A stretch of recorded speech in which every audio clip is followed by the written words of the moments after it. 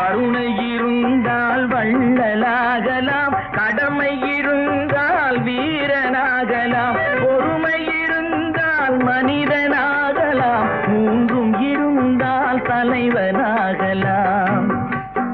இந்த மூன்றும் இருந்தால் தலைவனாகலாம். நல்ல நல்ல பிள்ளைகளை நம்பி இந்த நாடே இருக்குது தம்பி.